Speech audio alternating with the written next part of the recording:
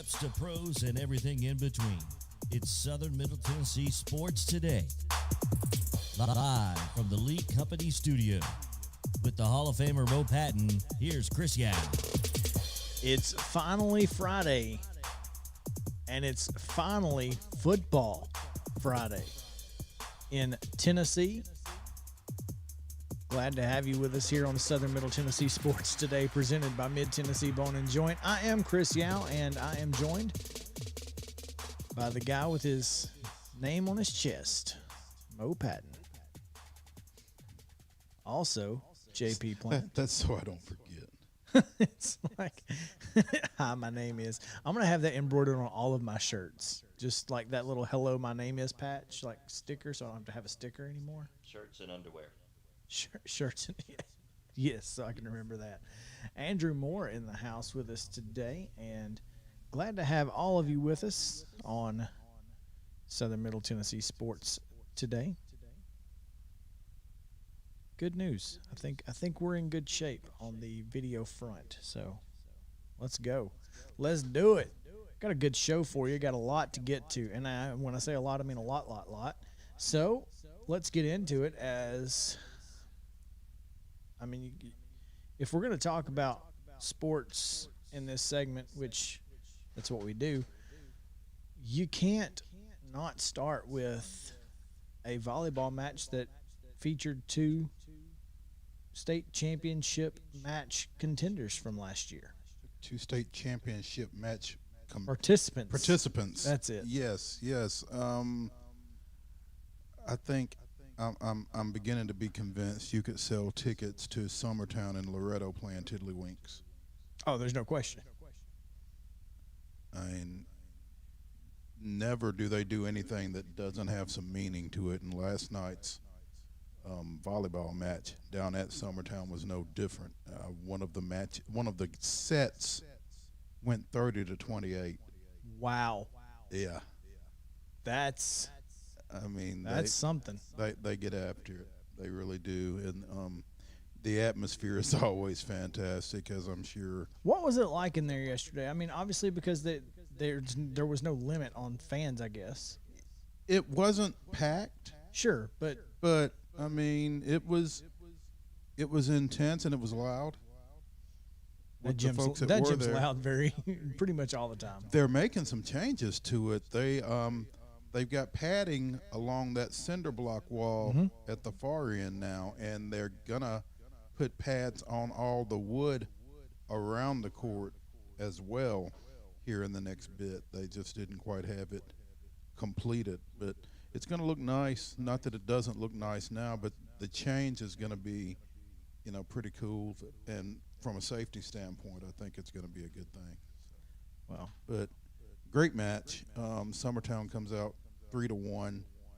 They lost that 30-28 set in the second set, but bounced back and won the last two, 25-19 and 25-14, I think it was. Hang on just a second, because that was a whole day ago. It was, in fact, a day ago. Yeah, 25-19 and 25-14 to close it out. Summertown won the opening set 25-21, got down 5-0 to start that second set, got it back, obviously in striking distance, tied it up. I think they got up 1 or 2 points, but never could pull away, and Loretto just matched them each time throughout that one. Is that when they were spazzy? Yeah, that's when they were spazzy, as Katie Burdett said. They were spazzy, they were inconsistent. Yeah. That's such a good quote. Yeah. We were spazzy. I mean, I understand exactly what she means by that. I've seen it in basketball teams, and you see it all the time. I mean, yeah, and I think just being nervous when those two get together, you're almost overhyped. Yeah, maybe that's a big deal. Yeah, and so the team that settles down more quickest, however you put it, is usually the one that comes out on top. And Summertown managed to overcome some early errors and take care of business. Won their second match. Loretto goes to 2-1 with the loss. So, you know, they all know they're not done with each other. I mean, they'll play each other again in the district regular season. They'll probably cross paths in some tournament on some Saturday between now and the postseason, and then, you know, district, region, state. I mean, they just expect it. And there's no reason not to. As do we. Yeah. Although they are in a higher class. So well, I but don't know for how that changes. volleyball it doesn't change. They're still in A. Oh, they are in. Okay. They're still in Class A in volleyball, much to the consternation of most everybody else. Yeah, it's in Class 1A. Yeah, they're kidding me. We couldn't get rid of them. Yeah, thought they were gone. Yeah, they were not. Guess who's back? Exactly. Man, we've got a really good show today, and I'm super pumped about it. As I told you, we got a ton to get to, but we're going to continue our SEC football coverage today with Ron Higgins of Tiger Rag Magazine talking a little LSU football. Had some football games last night, high school games, and we will talk about some of those. Richland Cornersville, which I was at, Pearl-Cohn Cane Ridge, that was a big one in the metro area. Tullahoma Shelbyville was a really big matchup as well, so we'll get to all of that. We're going to visit with Jeff Him. I think that's the reason they're on this slide here, is because we haven't talked to Jeff in a while. There you go. And so we need to get the mojo back into the sounds. So we'll talk to Jeff. We'll talk about the Braves, of course, as they get ready to start a weekend series up in Baltimore. And then, of course, Terry Wilcox will close us out today with a little NASCAR. So, again, going to be a really good one. And MainStreetPreps.com, if you missed any coverage from last night, well, I think you need to visit MainStreetPreps.com, because full coverage of every game that was played in the mid-state last night, just about. I mean, they had somebody, we had somebody everywhere. It's so weird to say. But it was really nice. Here's a big one, and it's in the rundown. But Siegel beat Brentwood volleyball, which is kind of a big deal. So it is. You know,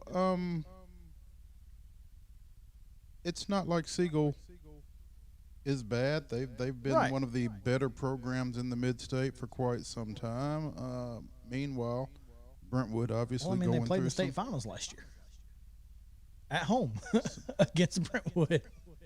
Meanwhile, Brentwood going through some transitions. Yeah, I mean, but it was a 5-set. They beat them 3-2. So I mean, Brentwood still very, very good, obviously. Right. So I just thought that was worth mentioning, because Brentwood got up 2-0, and then Siegel came back to win 25-22, 25-22, and 15-7. So there you go. Entertaining. And there are plenty of other scores we need to get to. So, and when I say plenty, I mean a bunch. This is going to be a long one, so let's go ahead and get to it and give you the Friday Rundown. This is the Rundown. The Friday Rundown is brought to you by Chip Walters of Exit Realty Bob Lamb and Associates. The voice of the Blue Raiders also wants to be your trusted advisor in real estate. Contact Chip at 615-542-1915 or through his website at choosechip.net. Chip Walters, proud to support local youth sports in southern Middle Tennessee. In Thursday night high school football action, Tullahoma defeated Shelbyville 28-14. It was Cornersville 31, Richland 7, Pearl-Cohn 38, Cane Ridge 19. Over in East Tennessee, South Doyle edged Oak Ridge 28-20. And out west, it was Peabody defeating Milan 35-25. In high school volleyball action, Collinwood a 5-set winner over Mount Pleasant 3-2. It was Summertown 3-1, as we told you earlier. Forest a 3-2 winner over Moore County, and Siegel the 3-2 winner over Brentwood. A lot of 3-2s. Speaking of, Lincoln County defeats Columbia Central 3-2, and Columbia Academy defeats Grace Christian 3-2. Also, Community 3, Marshall County 0. In high school soccer action, Culleoka blanked Richland 2-0. Cornersville with a 4-1 win over Zion Christian. And that one got started late. I was kind of trying to get over there and see a little bit of it, but it got started at the same time the football did, so I didn't get to see it. Loretto 6, Marshall County 2. In Major League Baseball on Thursday night, it was Cincinnati defeating Miami 6-1 and St. Louis over Milwaukee 8-4. And minor league baseball, it was the Redbirds of Memphis defeating the Visiting Sounds 12-11. Tonight's action in high school football, Spring Hill is up at Greenwood, Kentucky. That is a 5 p.m. start. If you are trying to get there, you're probably going to be late. Loretto is at Collinwood tonight. Mount Pleasant hosts East Hickman, and Summertown is at Lawrence County in the Battle of the Buffalo. Marshall County travels to Columbia Central tonight. That's a 7 o'clock kick, as are the rest of these. Coffee County is at Franklin County. Summit is at Henry County. Christ Presbyterian Academy is at Independence, and Columbia Academy is at Davidson Academy. On Saturday, Zion Christian opens the home portion of its 8-man football schedule with a 6 o'clock matchup against visiting Franklin Classical. In high school volleyball action tonight, you have Collinwood at Mount Pleasant. That's at 5:30. Grace Christian is at Columbia Academy, also at 5:30. At 6 o'clock, you have Culleoka hosting Cascade. This is Loretto is not at Summertown. Loretto is not at Summertown. This is yesterday's schedule. Yeah, that's yesterday's schedule. That's what I was thinking. Saturday is the Katie's Hope tournament tonight as well. It is. That's where we're at. Katie's Hope tournament is tonight and tomorrow at Columbia Central. Starts at 4 today, at 8 tomorrow. 4 today, 8 tomorrow. Got it.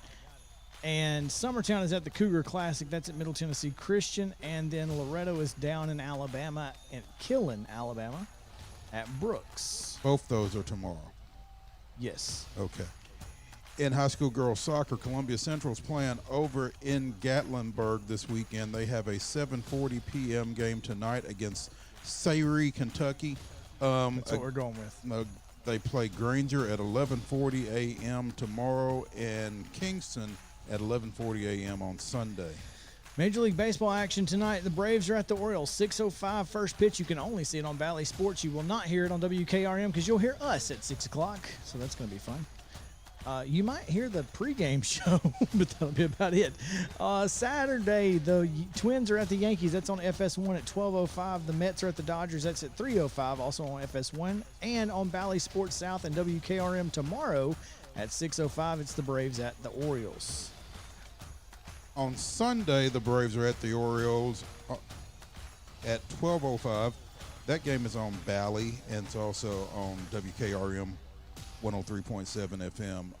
Also on Sunday, the White Sox are at Tampa. That's a 12:10 start on TBS. The Mets and the Dodgers start at 3:10 on ESPN Plus, and the Angels play at Cleveland at 6 on ESPN. No plus. Minor League Baseball, the Sounds continue their series at Memphis. That's 7:10 tonight, 6:35 on Saturday, 2:05 on Sunday. And that's going to do it for your Friday rundown.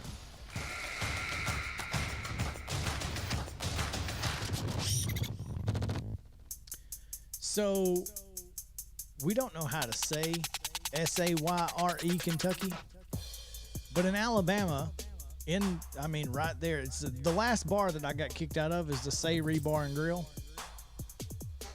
That's a true story. The last one The last one means there's more than one. There was only two. There's only two. Sarah said that one didn't count, but I'm like, it most certainly counted. It counted at that bar. It sure did. So Sayre is how we're going with that. It could be Sayre, could be anything, but S-A-Y-R-E Kentucky is Sayre. There you go. Again, Ron Higgins of Tiger Rag Magazine. He's going to join us in the next segment as we talk about LSU and continue our SEC previews. High school football later this hour. Jeff Him. Baseball, a ton of baseball in the next hour, as well as NASCAR. So stick around. Southern Middle Tennessee Sports Day, presented by Mid-Tennessee Bone and Joint, returns to the Lee Company studio right after this.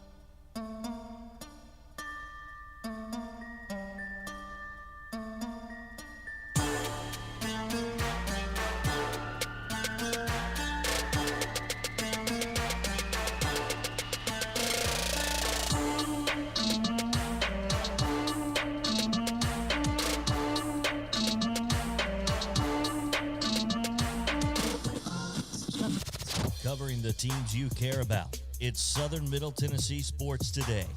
Once again, live from the Lee Company studio with the Hall of Famer Mo Patton. Here's Chris Yao. Welcome back into Southern Middle Tennessee Sports Today, presented by Mid-Tennessee Bone and Joint. Chris Yao, Mo Patton, JP Plant, and intern Andrew Moore in the house. The literal house that Dan James built. Glad to have you with us here on this Friday afternoon, talking a little football in hour one, mostly baseball in hour two. We're kind of segmenting this thing, huh? It is what it is.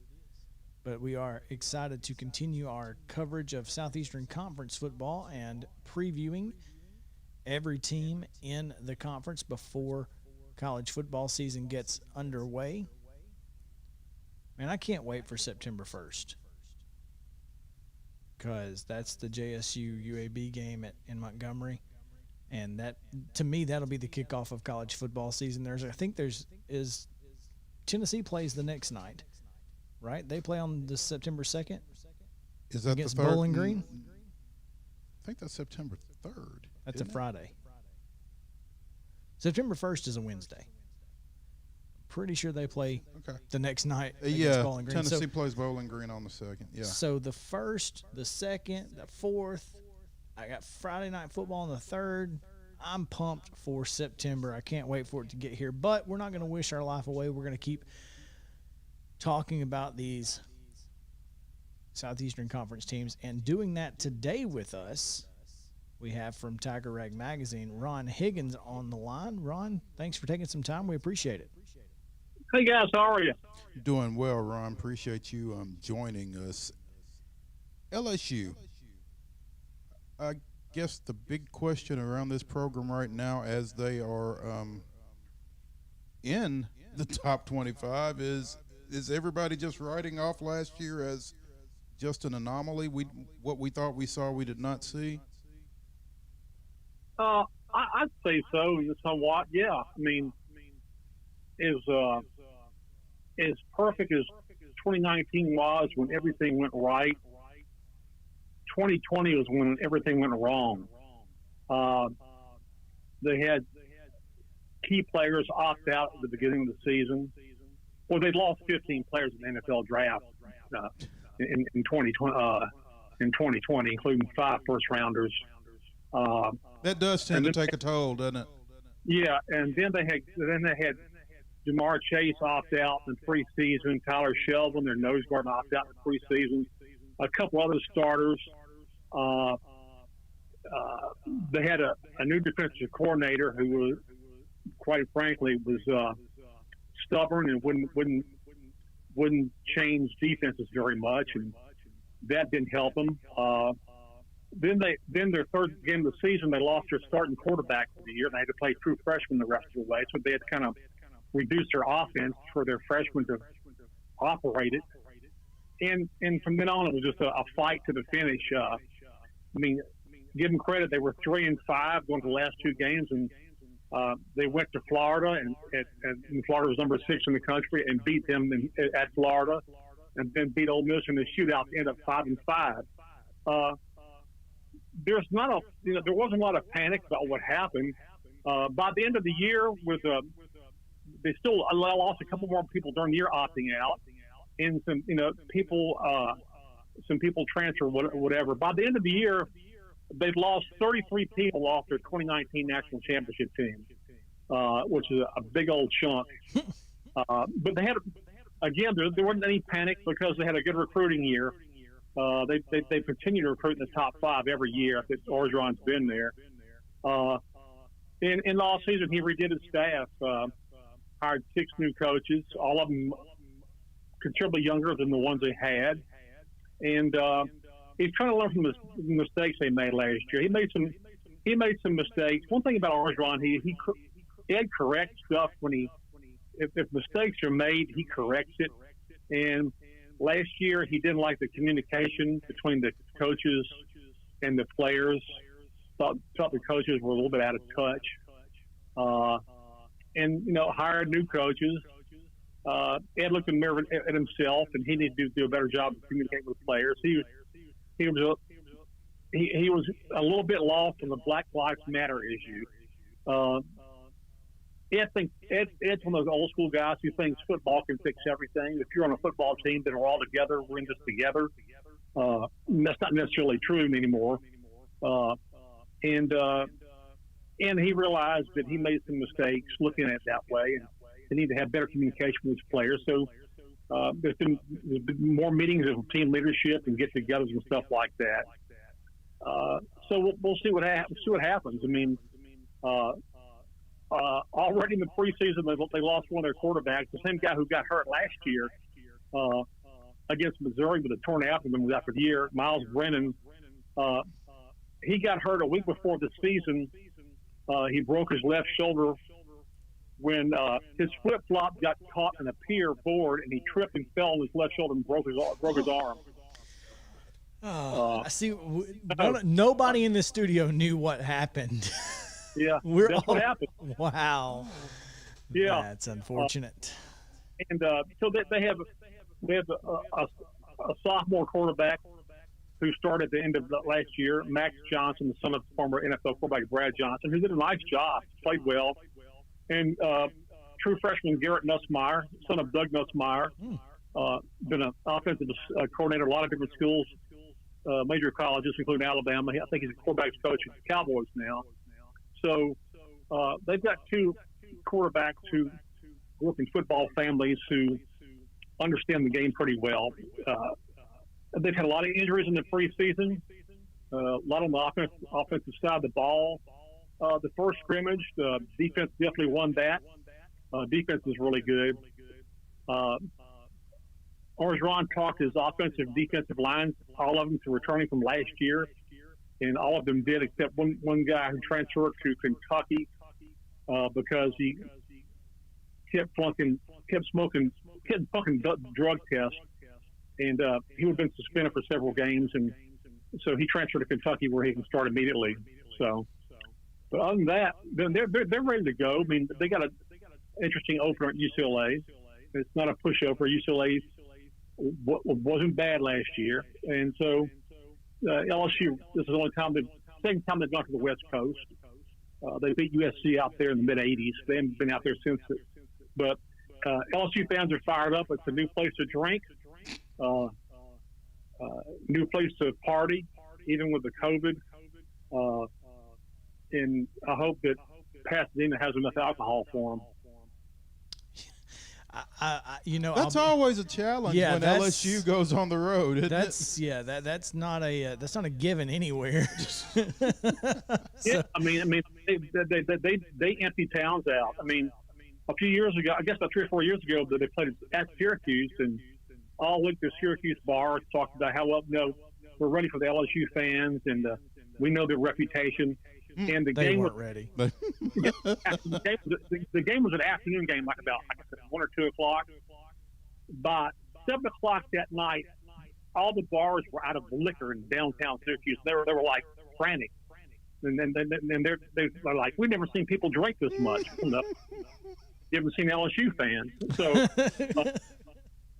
again, this is LSU fans are fired up to go out there. LSU really needs to win this game to get off on a good start. I mean, last year got off on a terrible start against lost at Mississippi State. Kind of a really preview of the whole season where the defense was totally out of sorts, and offense wasn't bad, but it could have been better. But they feel okay about this year. They like their talent. They love their talent on defense. And offensively, may come along a little bit slower. They've had injuries. Again, they have young quarterbacks, but defensively they should be pretty good.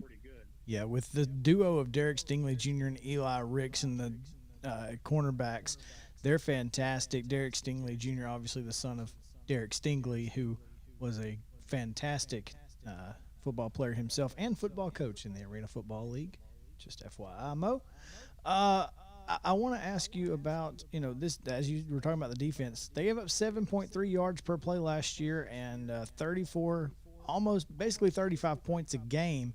But they did get a transfer from Clemson, and you know who that was, Mo? I don't. Oh, Mike Jones. Who?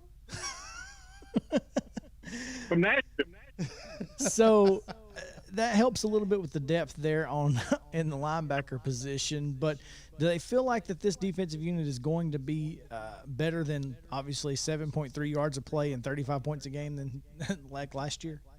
yeah, because they fired Bo Pelini, the defensive coordinator, Poor Bo. after one.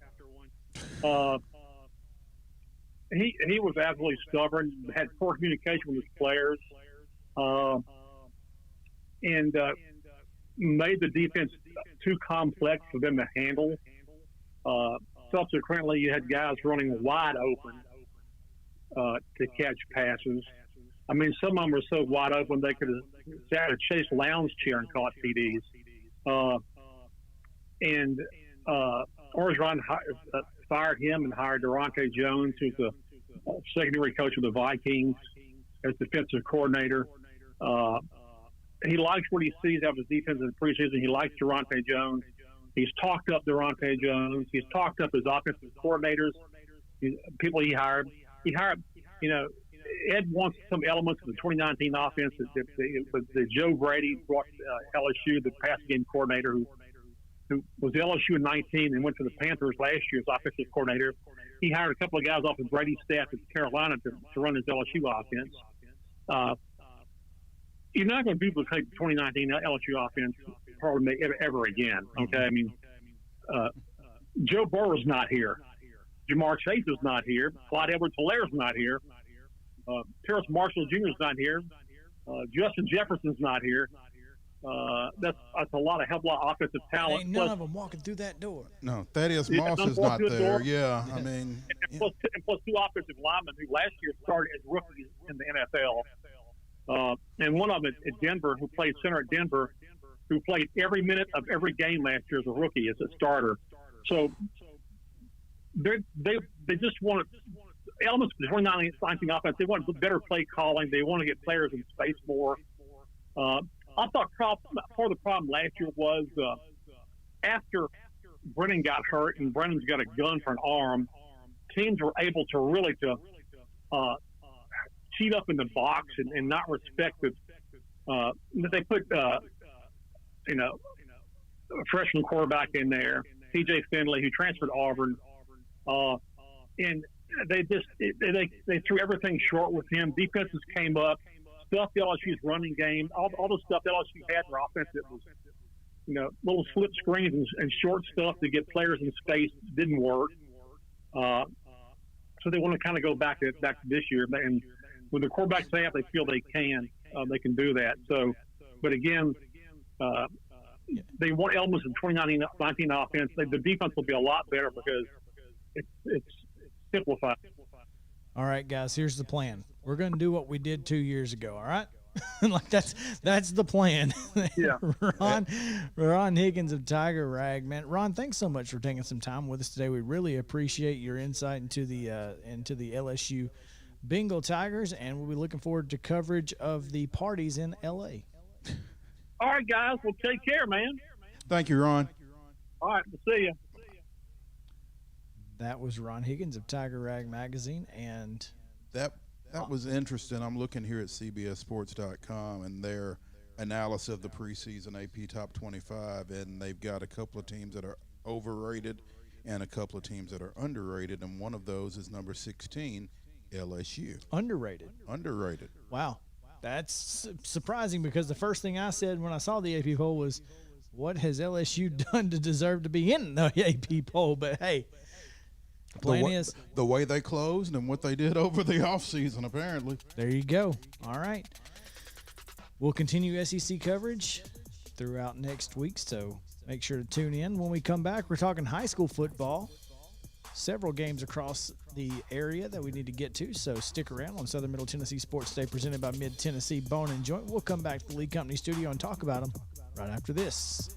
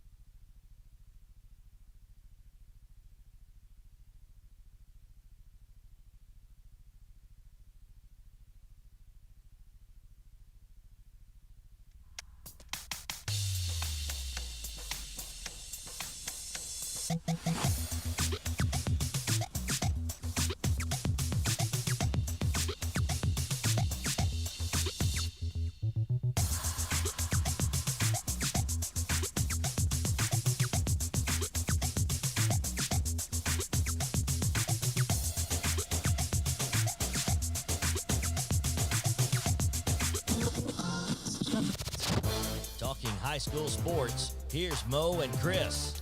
Welcome back in Southern Middle Tennessee Sports Today, presented by Mid-Tennessee Bone and Joint, coming to you live from the Lee Company studio.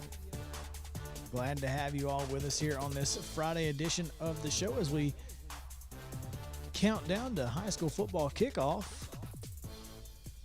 If you are looking for high school football previews of tonight's games, you can go back and listen to yesterday's podcast, or for the biggest games across the state, if you just want to check out our thoughts of what's going on in East Tennessee, Middle Tennessee, and West Tennessee, you can stick around right after this show on WKOM 1017 and WZYX 94.5 The Eagle.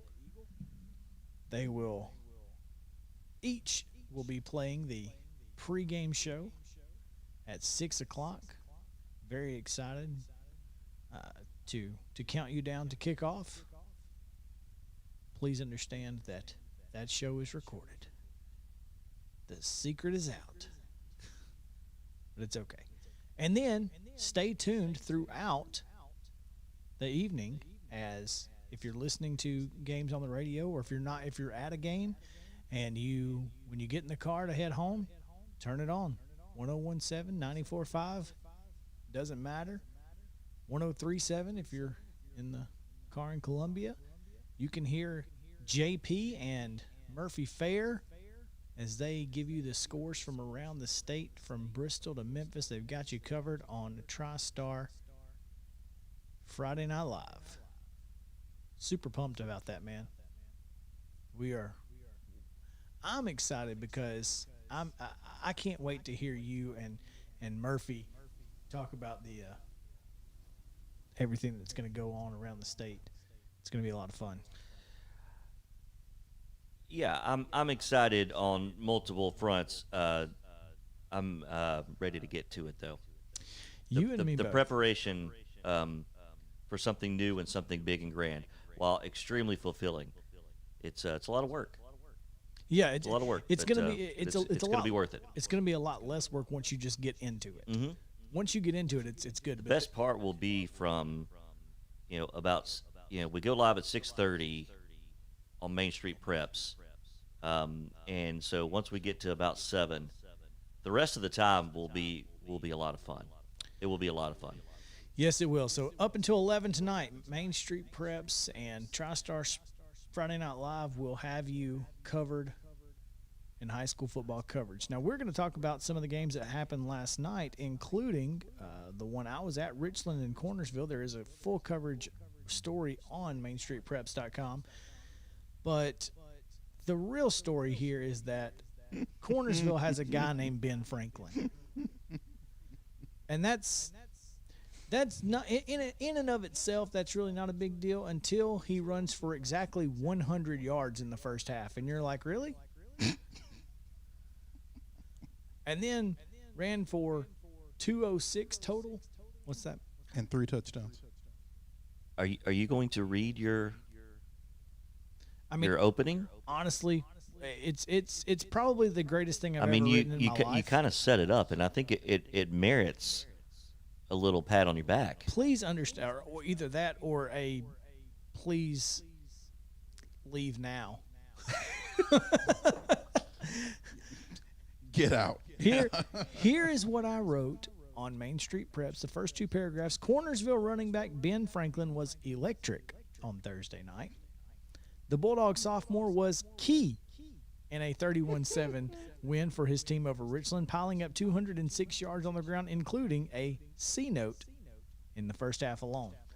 Now, if you don't like puns, I apologize. If you do like puns, you're welcome. But yeah, he did have a huge night. 206 yards, 3 touchdowns. Great job by Ben Franklin. Just a sophomore. That kid's going to be fantastic to watch in Class A ball over the next few years. and you're going to be writing puns about him for the next 3 years. Probably. Yeah. I mean, you can't not. But, yeah, Gerard Randolph said he was really excited and happy that Ben was able to get that kind of performance to get him going this year. Pictures, he looks like a good-sized kid, particularly for a sophomore. He is about 6'1", probably 200, give or take. Ooh. And he can go. He can run. 2 of his touchdowns were – Gerard says they were traps. I'd like to see the film because I thought they were just straight up the gut 22 dive. But there may have been traps. Maybe they were supposed to be a trap and a guard just didn't get there. No, I mean – just the way that you don't typically trap in the 2-hole. You typically trap in the 4 or the end. So I don't know, but he ran right up the gut is what he ran and took off a 47 in the first half, which Richland's defense played really well in the first half. Outside of that one run, they held Cornersville on offense pretty well. That now they had nothing on offense themselves. I mean, I think they ran for 11 yards on 10 carries in the first half. And that's just what you got. It wasn't a great offensive performance, and I think field conditions had a little to do with that, but obviously Cornersville had a lot to do with it because they're pretty good. Yeah, and Sam Edwards didn't quite have the impact that I'm sure Nick Patterson would have hoped that he would have in the run game last night. He did not. I think a lot of that was because it was take out 10, and you're not going to see 2 teams at the 1A 2A level who are as big as these 2 teams.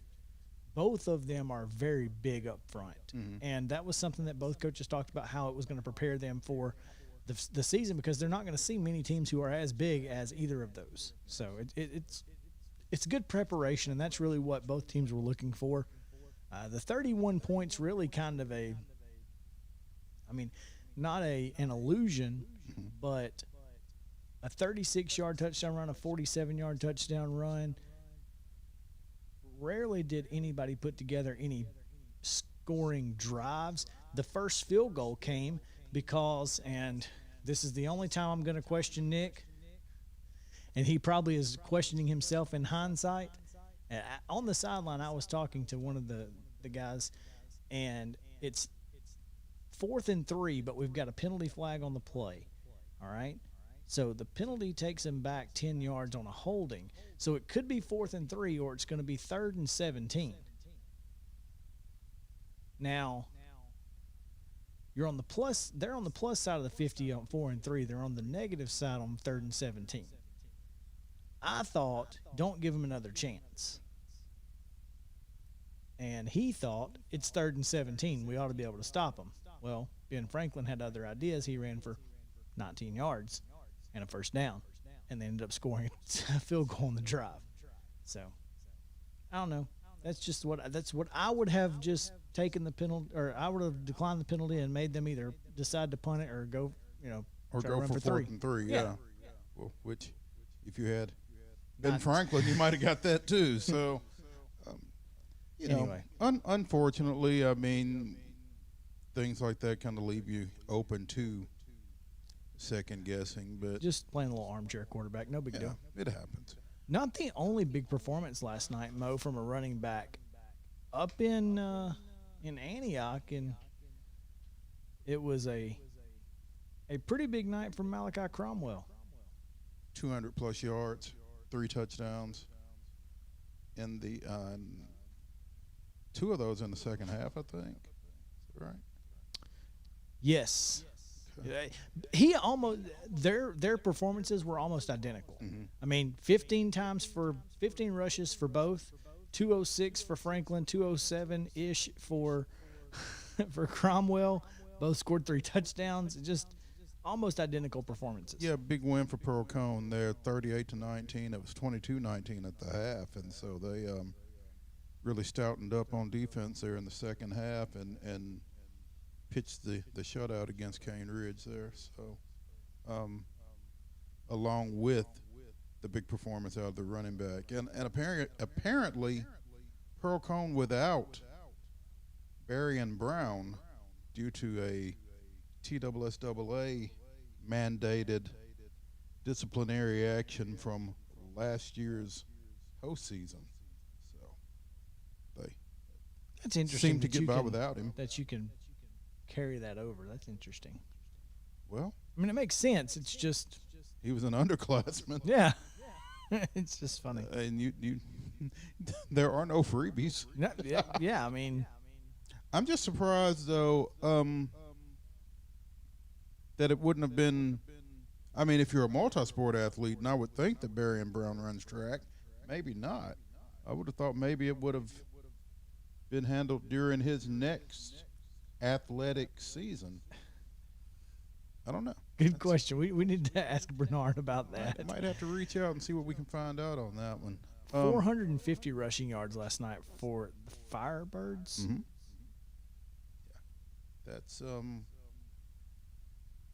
That's impressive. I think they're playing with a young quarterback, and they've got a lot of guys that can take care of things on the ground.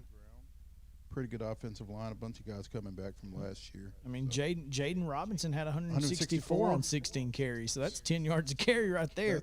And Randall Hodge with another 47 on 9 attempts. well, I mean, just the two guys that you talked about there, that's 360 yards combined. That's insane. That gets you a lot of the way toward 450. So, No doubt. again, big win between probably two of the top teams in Metro. Yeah. Did you, Tullahoma and Shelbyville, I almost said Springville for some reason. Springfield. I don't know. Tullahoma and Shelbyville played last night. That's a big game against two really good teams who are probably going to be playing for some playoff spots later this year. Yeah, you would think so. Tullahoma with a 28-14 victory. Keyshawn Cummings with 3 touchdowns.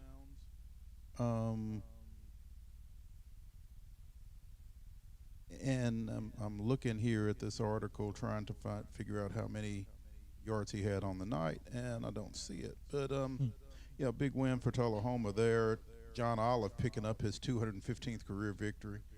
And like you said, these are two teams that you're probably going to see in postseason play. Shelbyville going up to Class 6A this year after having played in Region 5-5A last year, missing the postseason.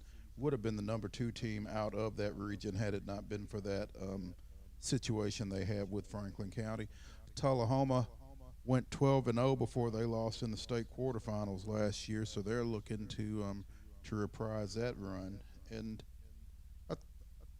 looking at these pictures, I've never seen Shelbyville in black uniforms before. That's pretty cool. I saw the black last night. Thought it looked cool.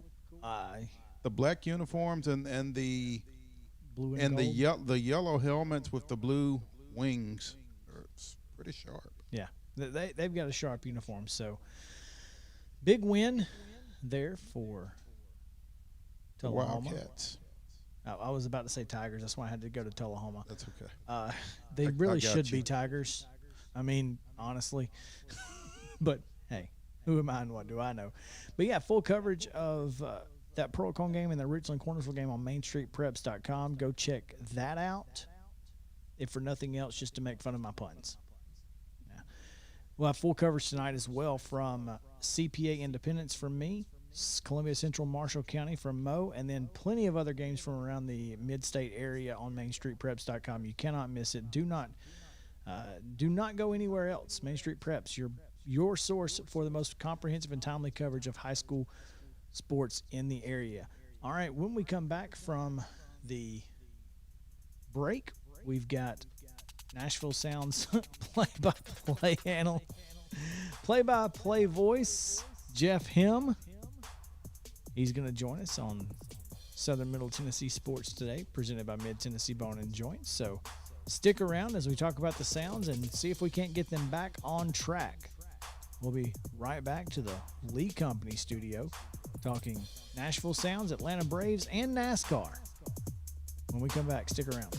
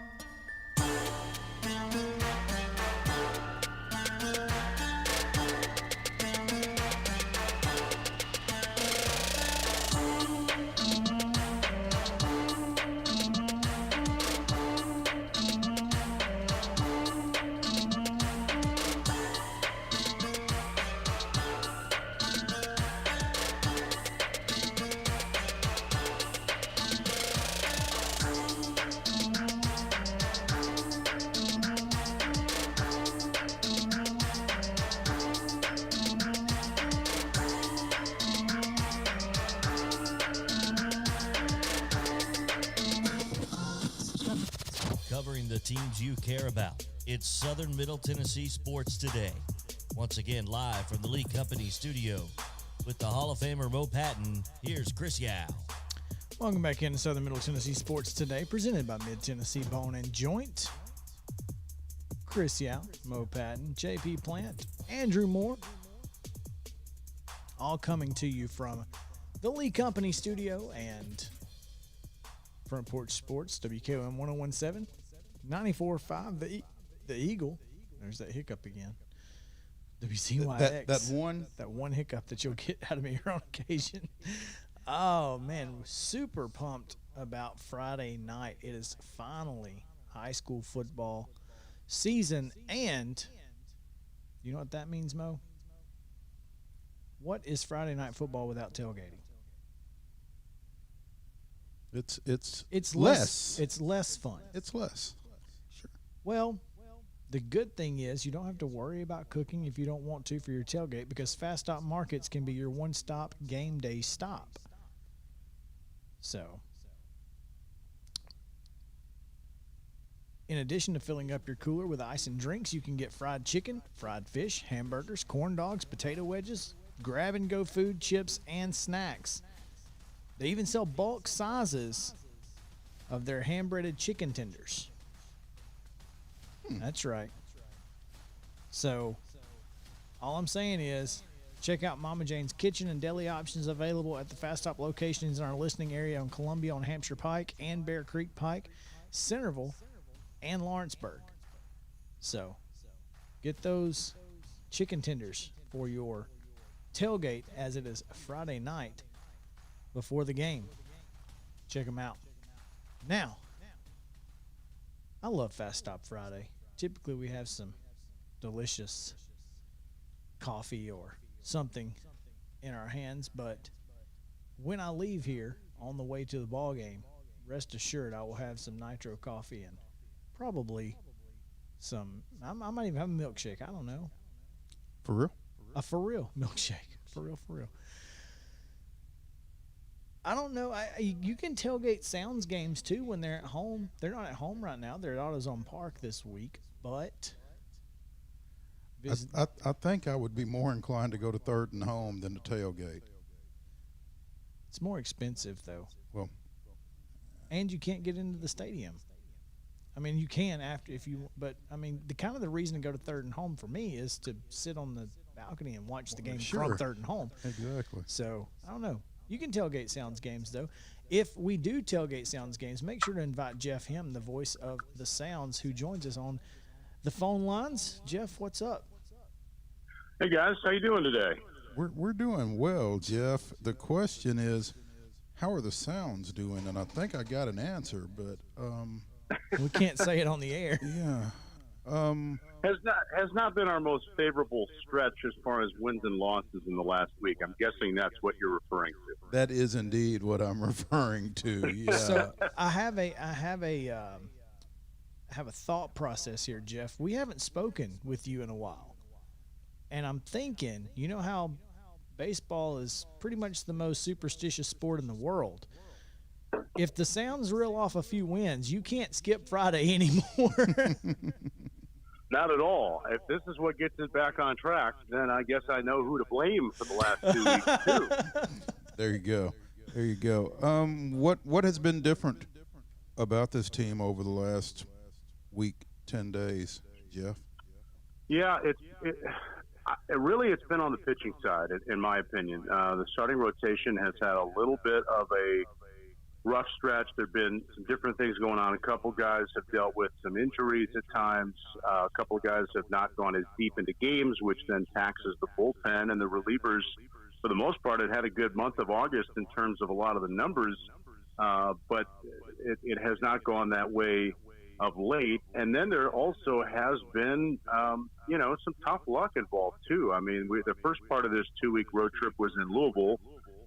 They're playing as well as, at least at that time, they were playing as well as I think they had all year. They've got some really good arms, and anytime they needed the big hit, they seemed to get it. And there were some balls that the Sounds tried to hit in big spots that didn't fall in. I'm not saying the entire losing skid is because of that, but that plays a role over time. And then here in Memphis, it's been really frustrating.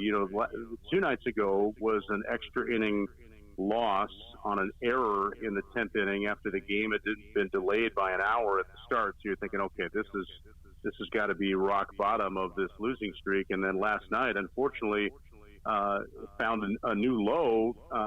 The Redbirds ran out of position players as the game again had a delay at the start because of rain, and then went again to extra innings. And one of their relief pitchers came up after an intentional walk to load the bases for that relief pitcher to hit, and he delivers a 2-run single. It's like, of course, why not? At this point, just pile it on. The game punishes you at times.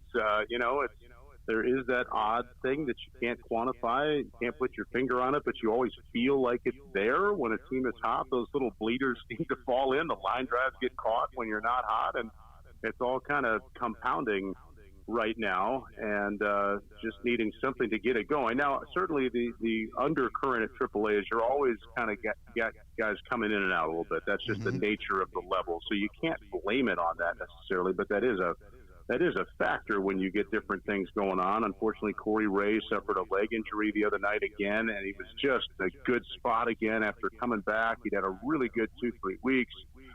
That certainly doesn't help the lineup. Now, Keston Hiura is getting back in there. The Brewers recently signed David Dahl, former Rockies All-Star 2 years ago, who had struggled this year with Texas. They signed him to a free agent deal, and he just joined us 2 days ago, and he'll be back in there tonight.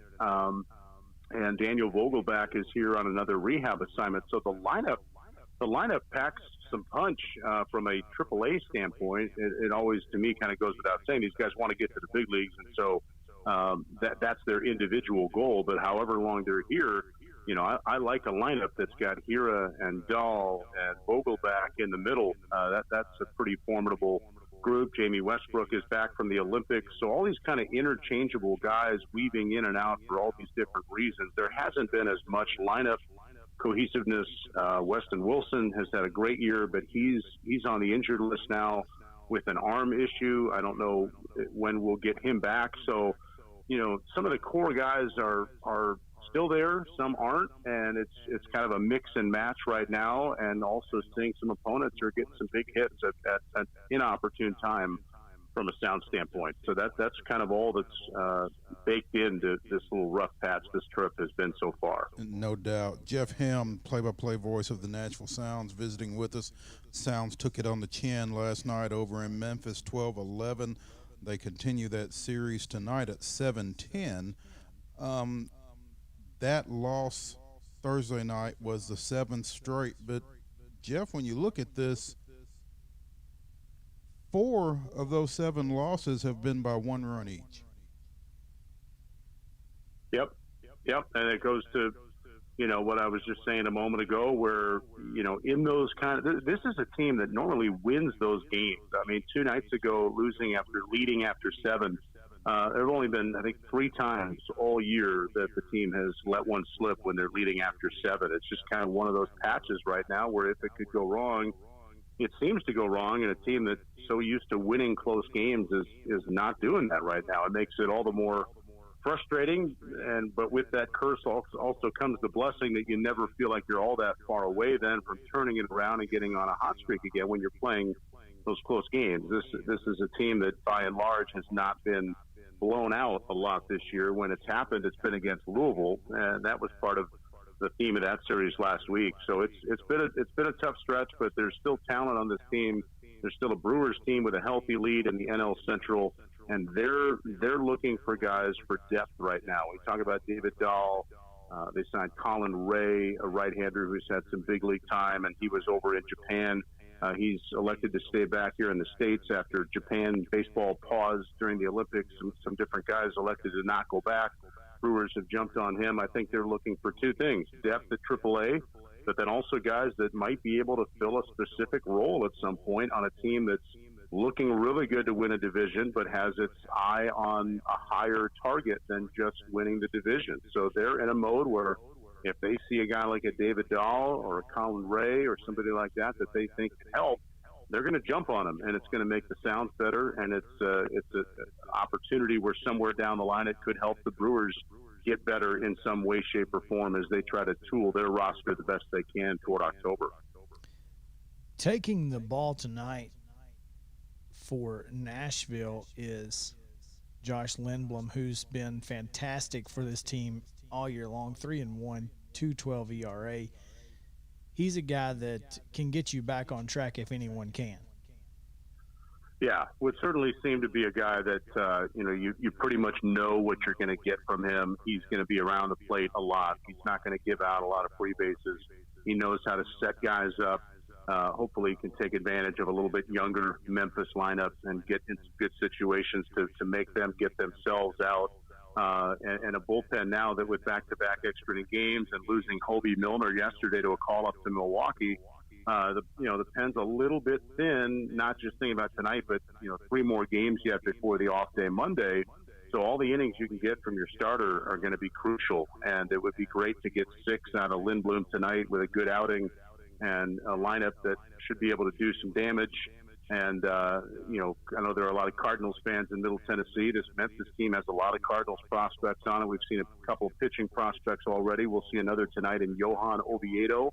And we do host Memphis in a couple of weeks, too. And so they'll be coming in after next week when we've got a Gwinnett team with a Braves affiliate. So people thinking about attending another Sounds game or a few more before the end of the year, we've got some fun local angles coming in with upcoming opposition. And now here in Memphis, seeing this Cardinals team with some prospects on it. Hopefully Lindblom can tame them tonight and get us back on track.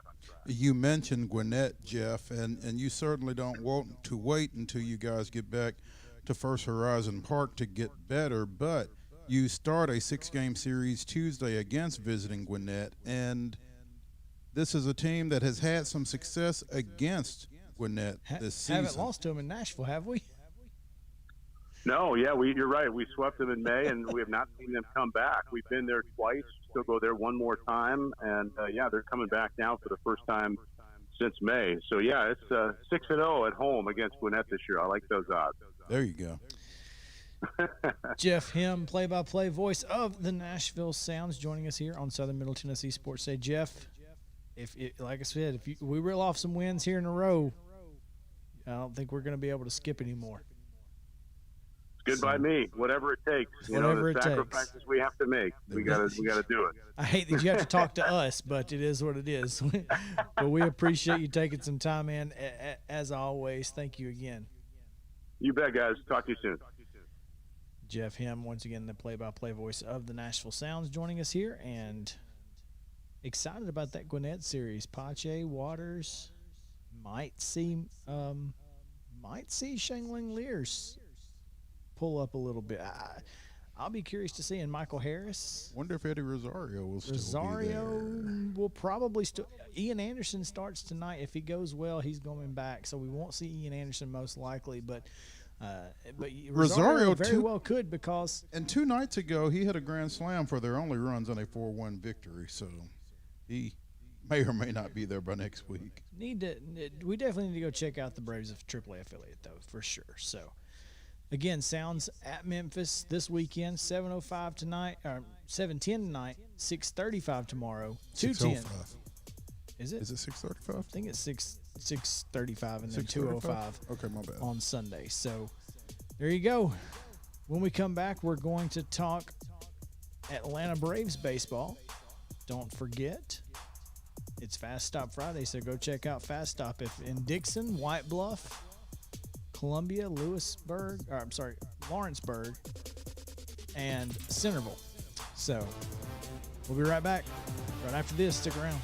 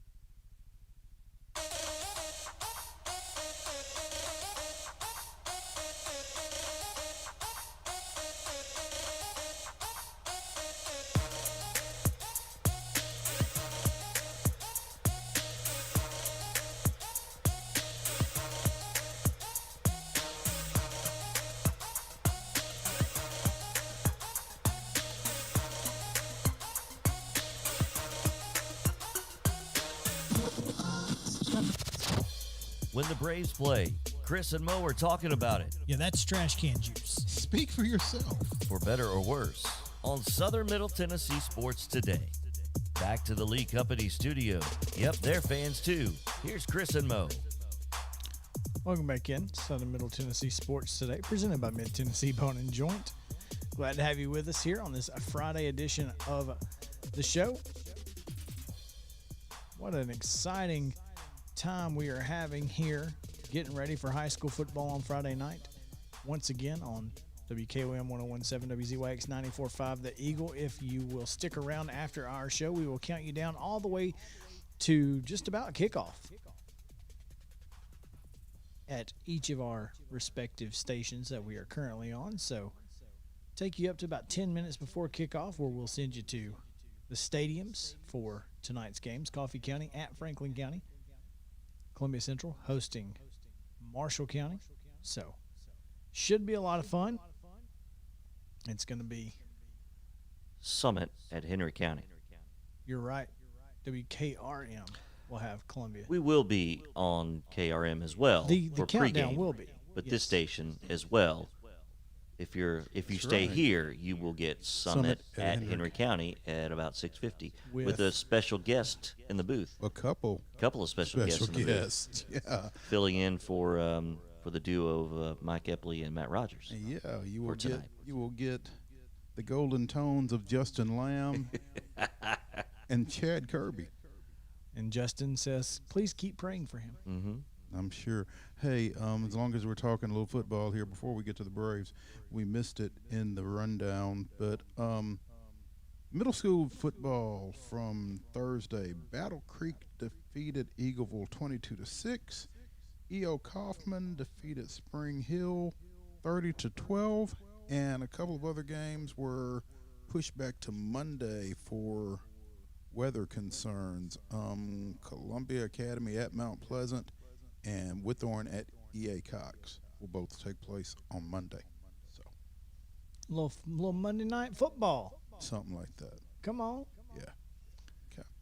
All right. Let's talk some Braves as they get ready to start their 3-game series in Baltimore after leaving the Baltimore area, probably flying out of the Baltimore airport to go to Miami just to come back to Baltimore. But hey, you know, travel agents and whatnot. Whatever. Yeah. You know what? I asked who made that schedule. It was definitely the private jet airline, right? That they fly. You know, They're the ones who made that schedule. I don't think the Braves mind it though. No. When no, you look at the success that they had in Miami, and when you look at the fact that they are getting ready to take on a Baltimore Orioles team that comes in at 38-82. I don't care. We're 3-12 in interleague play so far. 3-12. So if it helps us get to, We've not played any American League teams since the trade deadline. that's true. That is true. And since the trade deadline, Austin Riley ranks first among third basemen in about 7 categories. In everything. Everything. Everything. Everything. Yeah. So Braves are 13-3 over their last 16, I believe. 10 road games in a row. And these next 3 are on the road as well. So meanwhile, Baltimore has lost 15 straight. Jeez.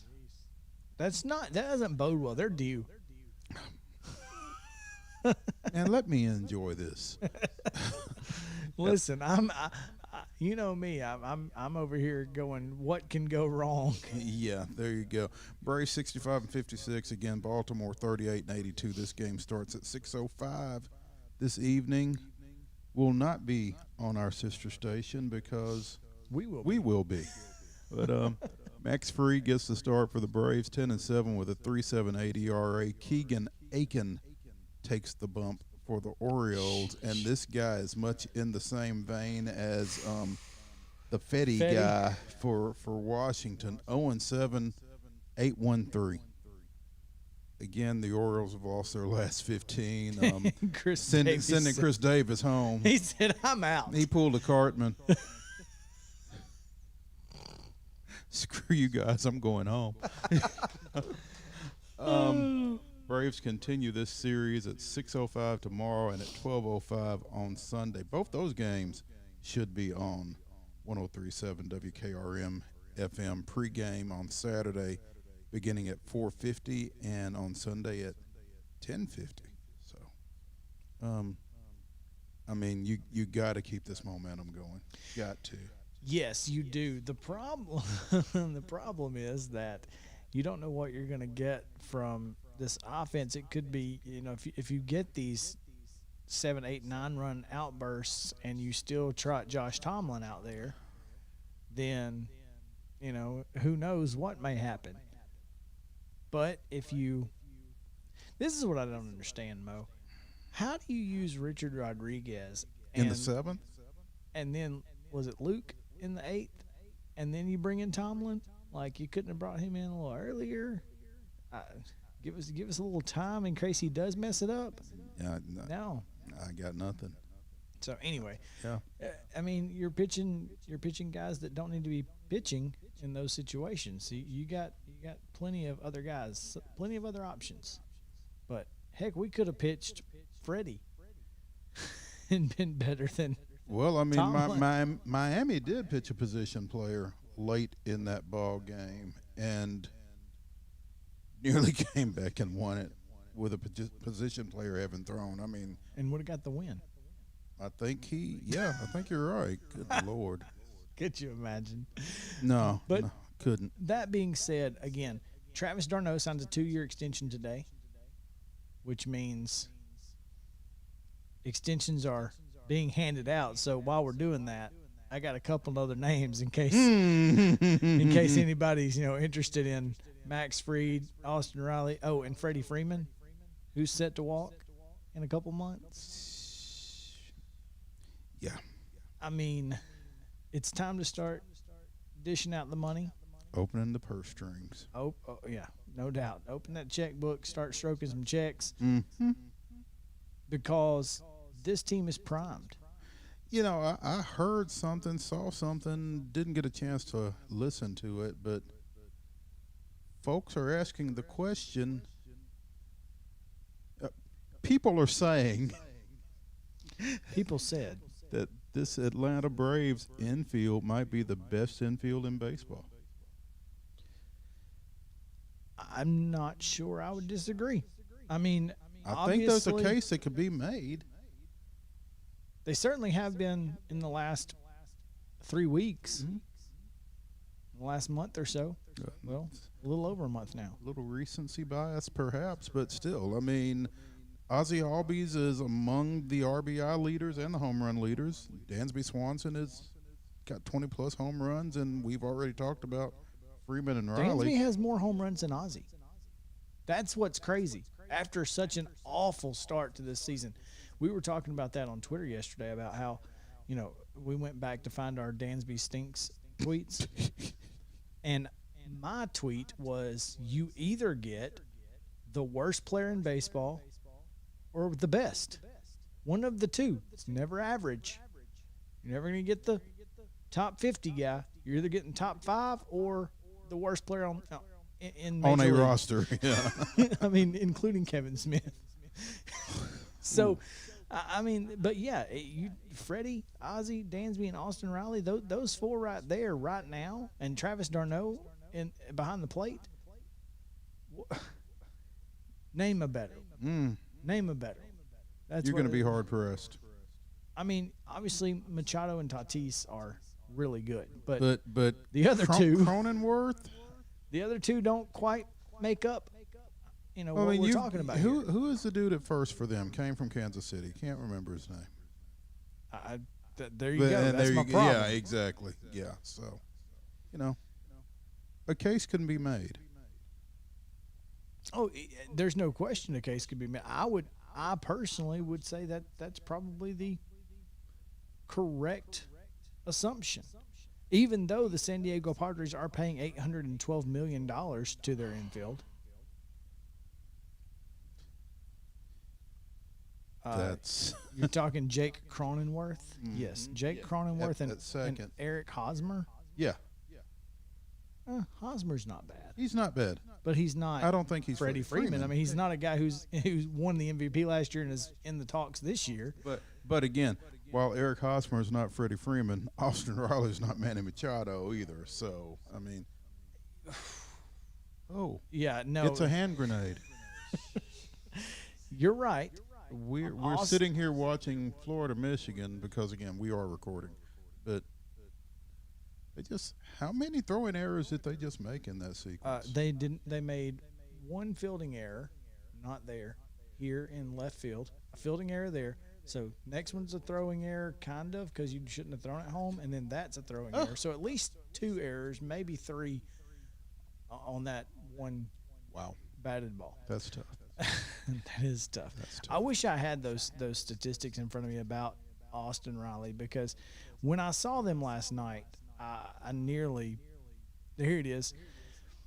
Since the All-Star break, among all third basemen in Major League Baseball, not National League, not National League East, all Major League Baseball, first in batting average, first in on-base percentage, slugging percentage, OBA, RC+, ISO, WAR, homers, ribbies, and runs scored. That's all of them, It's everything. right? I mean, that's all the stats. Every stat, he's number 1. So take that with what you will.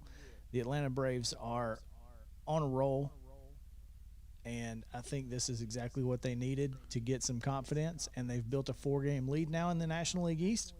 And they're in Baltimore for 3.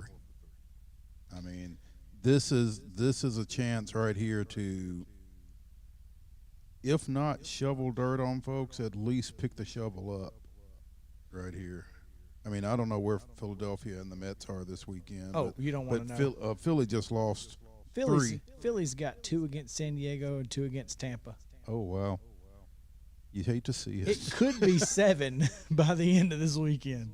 You wait a minute. They got how many? 2 and Well, they've got 2 in San Diego tomorrow and Sunday, and then not tonight. Nope, they're not. They're not playing tonight. And then they've got 2 from the Rays at home on the 24th and 25th. How are you off on a Friday night? I've never heard of that. Seriously. Same guy who made the schedule to fly down and fly back up. So anyway, Well, the same guy that gave the Braves 2 days off in a row after the Yankees series next week. yeah, It's odd. Mo, Okay. give us his damn Braves history Oh, so we this- don't forget it today. Yeah, good.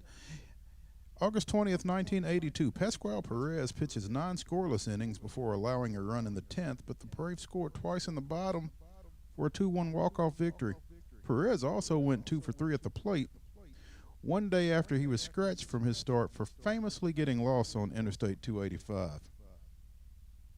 Remember I-285, Perez? This is, The reason. yeah, there you go. Here's the worst part of all of this. The worst part of all of this. Continue. Steve Bedrosian, who came on with 2 outs in the top of the 10th, picked up the victory. Dude did not give up a run in 9. 9 innings. And the 2 runs he gave up were both unearned. Just one. I'm sorry, the 1 run he gave up was unearned. And he didn't even get the win. Couldn't get That's the brutal. win. That- And I also didn't realize that Steve Bedrosian was pitching in 1982. Like, I remember him from the 90s. I didn't know he was that old when he was pitching. this might have even been pre-beard. Bedrock. Oh, man, that's good. Again, Braves at the Orioles tonight, 6:05. Hoping to add to that lead. Stretch it out. Stretch it out. All right, when we come back, we've got T. Willie talking NASCAR on the other side of the break. We're going to get some information on everything that happened last weekend and this coming weekend. So, should be fun. Stick around. Terry Wilcox talking NASCAR. The Chicken Man. We'll also get silly with T. Willie before we get out of here. So, stick around. Southern Middle Tennessee Sports Today returns right after this.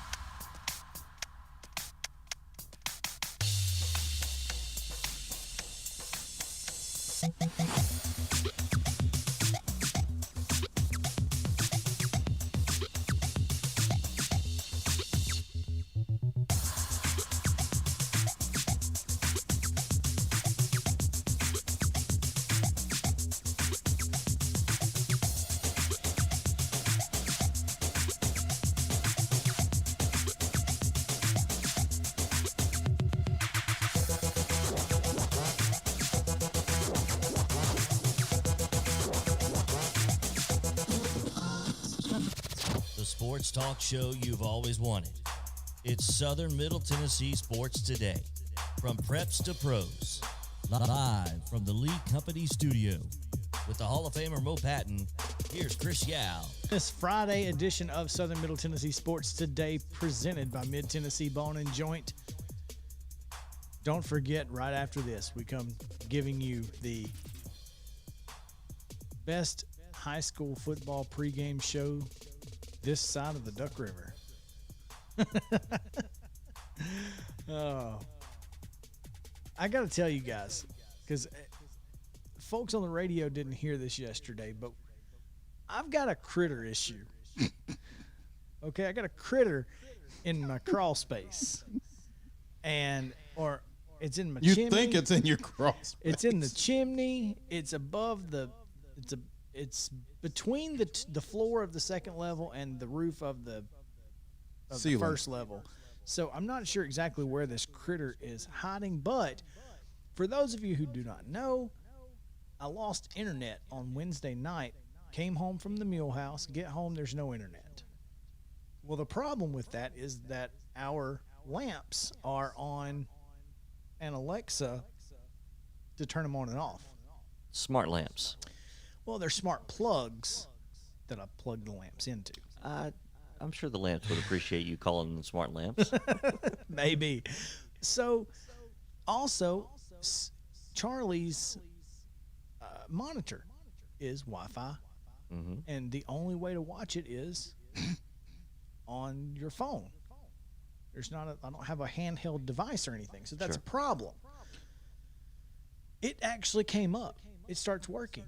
But it's the only thing in the house working. Alexa doesn't work. Roku doesn't work. The lamps don't work. Nothing except it was like the baby monitor. It's like God was saying, "We're going to give you this part."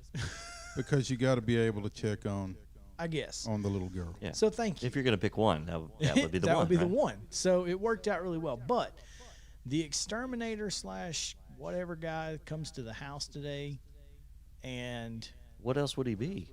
Well, I mean, they have people who rescue these things, right? Oh, okay. So I don't know if because we don't know what the critter is. We don't know if it's a possum, a skunk, Gotcha. a rat. We don't know. It just scratches and claws all the time, and it's very annoying. So he comes to the house today, and Sarah says, so he left with no update. The last thing he said, I'm going to go get a ladder to get on the roof, and that's all I know. She said, I don't know if we still have a critter. I haven't heard anything, but that doesn't mean anything. I never saw him get on the roof, never heard him on the roof. Don't know if he went to get lunch or back up. I just want to know if the critter is gone. Are we talking about the critter or the exterminator? Maybe the critter went to get lunch. I don't know. Maybe he went to get lunch for the critter. This critter's been up there 4 days and hasn't eaten. Yeah, well, other than that you know of. Other than my your my cable, yeah, that goes to the cable. So anyway, I don't know what's going on. Anyway, that's my critter update. Well, I'll bring you an update on Monday, guys, because that was tough. Yeah, like sands to the hourglass. So are the saga of the critter. Saga of the critter. Chris's critter. Chris's critter. Here's the Chris's critter update. Southern Middle Tennessee Sports Today. Looking for a sponsor for that one. Where's the pest control? Where's the garbage man? Yeah. Steve, come on, Steve. Oh man! All right, we got to get to our buddy T. Willie. He's on the line, standing by. Terry, you want to come get this critter out of my roof? Sure, no problem. Probably just a squirrel, but yeah, we're ready. You want to talk a little NASCAR? I guess we'll talk a little NASCAR. I want to talk about last week first real quick because obviously things got a little crazy. Yeah, I was very happy. But anyways, people kind of took each other out here and there, and they're running through the grass, and it was crazy. It was absolutely nuts. First time the Cup guys had to run at Indianapolis, and the track was not in good enough shape. Unfortunately, they put those rumble strips in, if you call them, whatever you want, curbing to slow the speeds down because of that corner. But they didn't anticipate the 3,000-pound car barreling in at it at multiple speeds. They got to come up a little bit with the Xfinity race, but the Cup guys just tore the heck out of them, and unfortunately, it cost quite a few drivers a chance at maybe winning the race or whatever. From about third or fourth place on back, we had that big gaggle of cars that got taken out. So, it was a bad thing. I don't know. Somebody just didn't think. Somebody wasn't using their head ahead of time. I'll put it that way. So, but we're past there and we're on to Michigan. Did Chase Briscoe do it on purpose? Did he wreck Denny Hamlin? According to him, no. Well, I want your opinion. You are the analyst here. Well, what he did is he got out of control. He did not have control of the car. Now, if he did it on purpose, it was because he felt that Denny Hamlin had shoved him into the grass. That was the only. The other explanation is he just lost it. I don't know. No matter way it happened, I stood up and clapped when it happened. That's just my opinion. I know you're not a Denny fan. I was just curious. I'm not, and Denny is in the playoffs. He's locked in, so that's nothing to, he was going to be it because he's so far up in points. He will not be unless something happens the next 2 weeks, he won't be the points leader. Kyle Larson took over that by about 20-some points. So, but I'm just not a Denny fan. I don't know what it is. Certain drivers just rub you the wrong way. Him and, of course, anybody else named Kyle Busch also. Well, I've never been rubbed by any NASCAR driver, so I don't know.